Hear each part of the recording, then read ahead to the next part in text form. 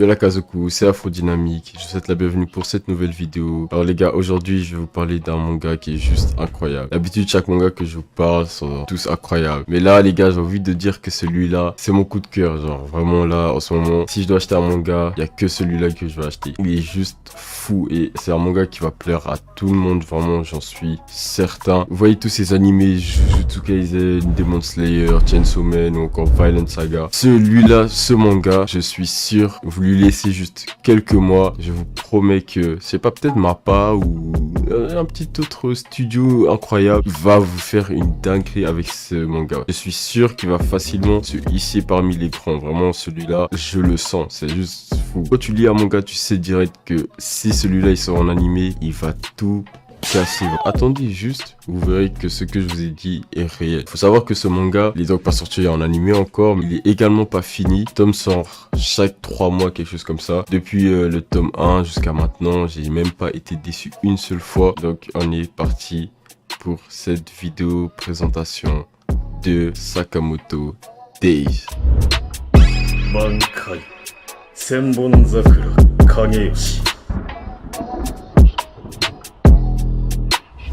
Donc les gars, Sakamoto Days est un manga qui est encore d'actualité. C'est un shonen. Je sais qu'il est sorti l'année dernière. Il continue de sortir, donc foncez vous procurer les 9 tomes qu'il y a actuellement. Regardons à quoi ressemble la page de couverture. La page de couverture, c'est le plus gros flop, entre guillemets. C'est pas vraiment un flop. Quand vous regardez la page de couverture, vous voyez il y a 2 personnes. Et celui qui est mis en vedette, donc celui du milieu, le personnage principal est un vieux monsieur barbu et assez rond, et ces 2 individus sont dans une supérette avec des armes. Quand j'ai vu la page, de base je voulais pas trop l'acheter, j'ai retourné la page, il n'y avait pas grand chose franchement dans la page de dos, il n'y a pas grand chose, il y avait juste le résumé. Je l'ai lu et au début j'ai pas trouvé que ça sortait vraiment du lot, j'avais l'impression que c'était un peu répétitif, et puis la page de couverture aussi m'avait pas trop enjaillé. Je sais même pas pourquoi j'ai fait ça, mais ce jour là quand j'avais vu le manga la première fois, j'ai juste laissé le manga. J'ai laissé, je l'ai vraiment pas repris. Et puis après, c'était sur les réseaux. J'ai vu en fait les prochains tomes de Sakamoto Days. Et là, je vois des persos genre grave badass.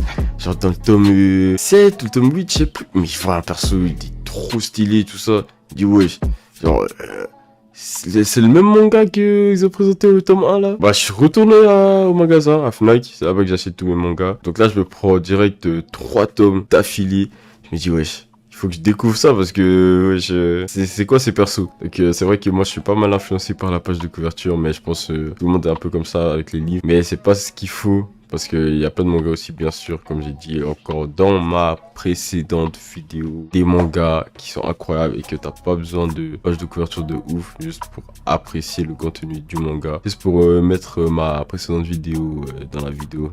Ça fait juste ici. Donc là maintenant, de quoi on parle de Sakamoto Days? Comme je l'ai dit, ça avait l'air un peu banal l'histoire. En fait, Sakamoto Days, comme dans le titre l'indique, Sakamoto c'est le personnage principal. En fait, c'est ce personnage rond là, un peu vieux, crassouillé comme ça que vous voyez dans une supérette. Et Days vient en fait du fait que on va suivre les jours de Sakamoto. Il y a aussi le manga de foot là, l'anime de foot là, Days, qui est aussi par rapport au jour du personnage. D'ailleurs, je pense qu'il s'appelle Sakamoto aussi. Voilà, il y a une ressemblance. Qui est ce gars là? Bien sûr, le jeune aussi. Au début, il est pas là dans l'histoire. Mais c'est qui ce personnage-là? Il est intriguant parce que quand même, comme personnage principal, on voit un type comme ça. Ce gars, Sakamoto, c'est un gérant d'une supérette qui a des enfants et qui vend des trucs. Non, sérieusement, c'est ça. C'est juste un gars comme ça. Mais non, pas du tout, je rigole. Sakamoto, il a un passé de ouf. Vous voyez, genre, Kenshin, Flash de Stone Peace pour les anciens un peu. Ce gars, il est comme eux. Donc, lui, en fait, c'était un ancien assassin super expérimenté. Vraiment, le gars, il était trop fort, il était vraiment dans les rangs les plus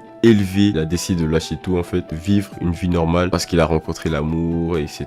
Il a eu un enfant, etc. Du coup, en fait, il veut juste vivre une vie normale. Mais vous voyez que d'habitude, quand t'as un passé comme ça, il a souvent tendance à essayer de te rattraper. Et du coup, lui, il aura une prime sur sa tête qui a été mise par son ancienne association. Et les gars, franchement, son association, les personnages sont juste trop badass. Je vais vous montrer quelques exemples, mais regardez. quelques persos rapides. C'est juste incroyable. Vraiment les dessins plus ouf que ce que je pensais au tout début. Donc son association en fait a dit aux assassins de cette association, enfin de leur association, de éliminer Sakamoto. Pendant Sakamoto, lui, c'est pas juste un vieux que vous voyez qui protège sa supérette. Lui en fait, comme c'était le meilleur des assassins, il a gardé, bien sûr, il a gardé ses facultés. Il est trop puissant, c'est vraiment une dinguerie les gars. Il y a des scènes, il y a des scènes, j'ai failli crier, ouais. Vraiment, les dessins, les hommes.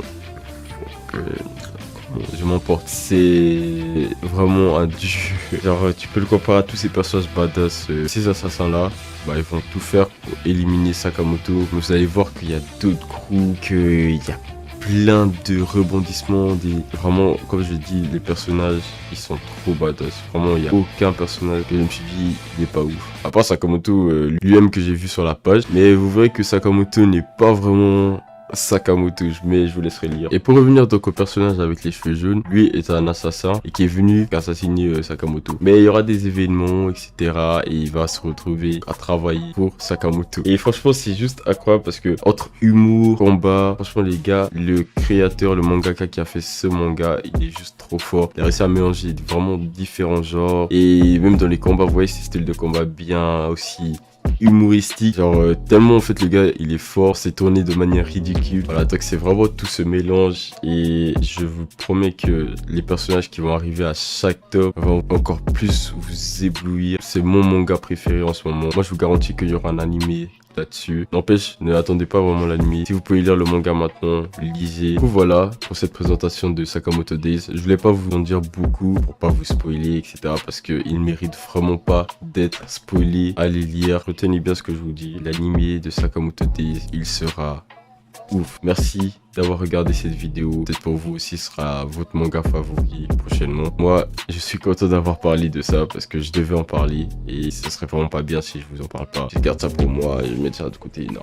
Je dois vous en parler. Donc si vous kiffez edit, manga, K-pop, vlog, vidéo cinématique, commercial, peu importe les gars, vous kiffez mon contenu, n'hésitez pas à me suivre. Moi je vous dis à la prochaine. Prenez soin de vous. Sayonara. 挽回千本桜影吉